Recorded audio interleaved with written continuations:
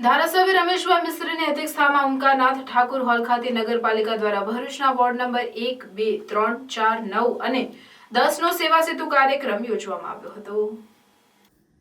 આ પ્રસંગે ધારાસભ્ય રમેશભાઈ મિસ્ત્રીએ પોતાના પ્રાસંગિક પ્રવચનમાં જણાવ્યું હતું કે રાજ્યના વહીવટમાં પારદર્શિતા વધે તેમજ પ્રજાની વ્યક્તિલક્ષી રજૂઆતોના ઉકેલની ઝડપ વધે તે માટે ભરૂચ નગરપાલિકા 1, 2, 3, 4, 9 અને 10 વોર્ડ માટેનો ભરૂચ નગરપાલિકા કક્ષાએ સેવા સેતુ કાર્યક્રમ ઓમકારનાથ ઠાકુર હોલ ખાતે યોજવામાં આવ્યો છે, જેમાં નાગરિકોની વ્યક્તિલક્ષી રજૂઆતોનો કે જે રાજ્ય સરકારની યોજનાની અમલવારી સાથે સંલગ્ન વિભાગોના અધિકારીઓ સ્થળ ઉપર જ હાજર રહી નિકાલ કરવામાં આવ્યો હતો।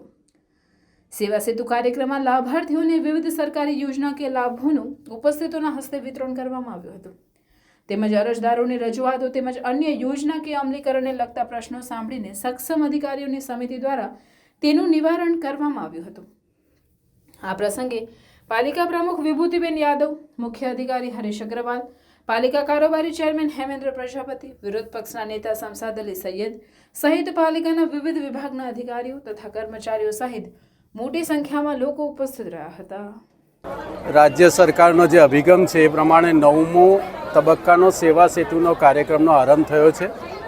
સવારે 10 થી સાંજે 5 વાગ્યા સુધી આ સેવા સેતુનો કાર્યક્રમ ચાલશે। આપણે જોઈ રહ્યા છીએ કે બહુ મોટી સંખ્યામાં શહેરના નાગરિક ભાઈઓ બહેનો આ સેવા સેતુ કાર્યક્રમનો લાભ લેવા માટે અહીંયા ઉપસ્થિત છે। સરકારનો અભિગમ છે સામાન્ય ગરીબ અને મધ્યમ વર્ગના લોકોને એક જ સ્થાન ઉપર જુદા જુદા વિભાગોમાં જવું ન પડે એ હેતુથી બધા જ વિભાગોના સ્ટોલ લગાવીને એમને જે જરૂરી પુરાવાઓ છે એક સ્થાન પર મળી જાય, સરકારની જે કલ્યાણકારી યોજનાઓ છે એનો લાભ પણ એક જ જગ્યાએ મળી જાય, એના હેતુસર આ કાર્યક્રમ યોજવામાં આવ્યો છે। આજે અનેક લાભાર્થીઓને પણ અહીંયા મંચ ઉપરથી લોન સહાય, જુદી જુદી યોજનાઓની સહાય પણ વિતરણ કરવામાં આવી છે।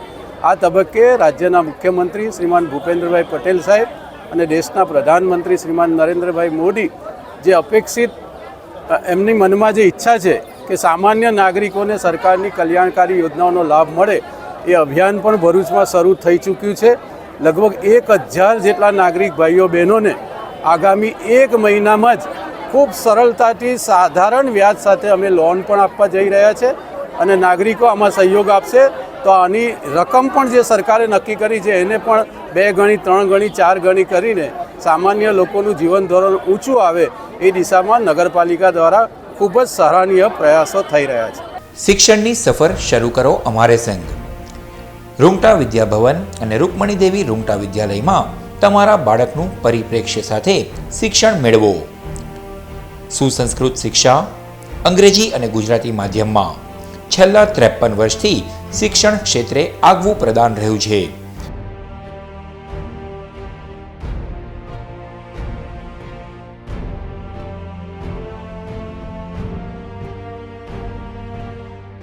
મૌનતા, માનવતા અને વિકાસને મહત્વ આપતો અનુભવી શિક્ષકોનો વર્ગ, સકારાત્મક પ્રવૃત્તિઓ અને ઉત્તમ સાધન સામગ્રી, જરૂરી ફીમાં મૂલ્યનિષ્ઠ શિક્ષણ, સંપૂર્ણ ડિજિટલ કેમ્પસ, સુસજ્જ વિજ્ઞાન પ્રયોગશાળાઓ, સુસજ્જ ભાષાકીય અને ગણિતિક પ્રયોગશાળા, કોમ્પ્યુટર લેબ સહિત 24 કલાક કાર્યરત સીસીટીવી કેમેરા, ઉત્તમ તાલીમાર્થીઓ અને સુદૃઢ વાતાવરણ, ઉત્તમ ઇન્ડોર અને આઉટડોર રમતોની સગવડ, સહ અભ્યાસિક પ્રવૃત્તિઓ, સાહિત્યિક પ્રવૃત્તિઓ, અનુભવી તજજ્ઞો દ્વારા શૈક્ષણિક સેમિનાર। આપણા શિક્ષણ કક્ષાઓમાં તમારા બાળકોના ઉત્કૃષ્ટ અને આધુનિક ભવિષ્ય રચવાનો અવસર। વધુ વિગતો માટે આજે જ શાળા કેમ્પસની મુલાકાત લો। Rungta Vidyabhavan, station road, Bharuch.